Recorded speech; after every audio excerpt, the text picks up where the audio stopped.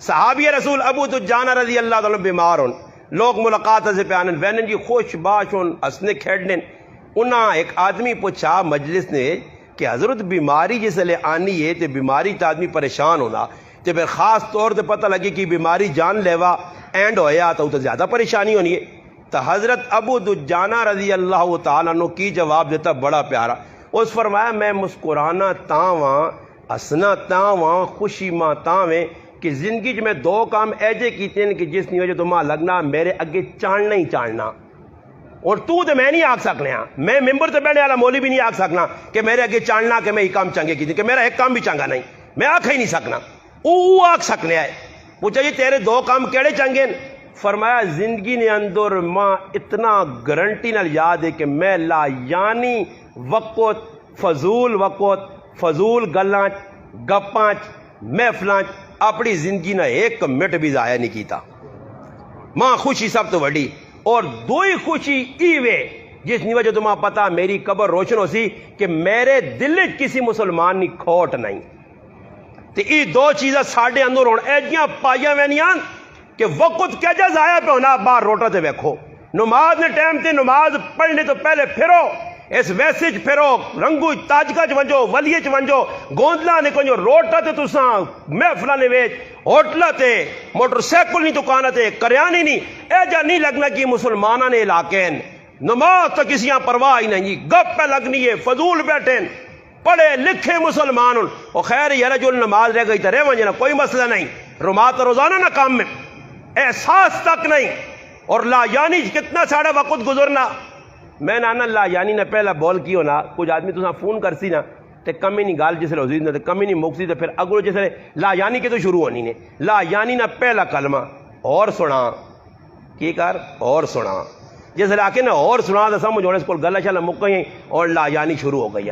اور سنا سمجھ آئی نے۔ وہ دو آدمی گڈی چ بیٹھ گئے نا، ایک پٹھان ہے تے ایک کو پنجابی ہے، تے پٹھان جڑا تھوڑے سیانے ہونے تے کسی جگہ کو مکلی نے کام بھی پٹھانے تر منصوب اللہ پاک معاف کرے انہوں کیتے نہیں کیتے پر لوگ چھکتے دن انہوں نے۔ خیر دو آدمی پنجابی پٹھان واقع لے کے آ بیٹھے گڈی تے سب تو پہلے جی پٹھانے اس پٹھانے پوچھا اس پنجابی جو نہیں سناؤں جی کتوں آیا ہوتے جب گڈی روٹی سامنے کھولی پراوا روٹی نالے کھاساں وہ شروع کر دیتا کہ کتوں آؤ کہ جی میں وہ آیا پنجاب نے فلانے علاقے جو شروع تسکر دے ابا کہ میرا ابا کوڑی کھیڑنوں نے آتے اتنے نہیں ٹنگا پنیاں تے اتنے سر لایا اس تے لگ پہ جی تے پٹھان روٹی کھانا آ پیا پٹھان شکی میں آتا ہاں غلط لاتا اگر سنا تے ابھی نہیں موت اگر ابھی ہاں بھائی کالا یہ ارکان ہے تے پیلا تے نیلا تے ادھر ارکان ہے فلانا یہ ارکان تو اتنے کھڑا یہ کھڑا تذکرے کریے نا تے پٹھان تو روٹیاں ہاتھ پائی ہوئے نا روٹی ووٹی کھا کے پلیٹا صاف کر کے اس آگا بابا بس کر یار ہو گیا نا بس اتنا ہی ہونا نا اتنی لمبی تو اسٹوری چھڑ دی جو اس تلے تے پنجابی اڑ کے ویکھا تے تلے تا بھائی بالکل روٹی تے پھر نہ چاہیے اور ڈاٹا کام ہوا پنجابی آگا خیر اگلا ٹائم بھی تاسی اللہ تا ریل گاڑی پہ میں نا ریل گاڑی بھی خوشحال خان کھٹو کے جڑی 6 تاڑا نے وان کے کراچی پہنچا دی اتنے جلدی تو پہنچنے والے نہیں ہاں چلو میں بھی تیرا بندوبست کر سا لگ پہ جی کام ہوں آ گیا جی پنجابی نے نمبر پٹھان بیٹھا روٹی کھولی تے پنجابی جیسے پٹھانے پوچھنا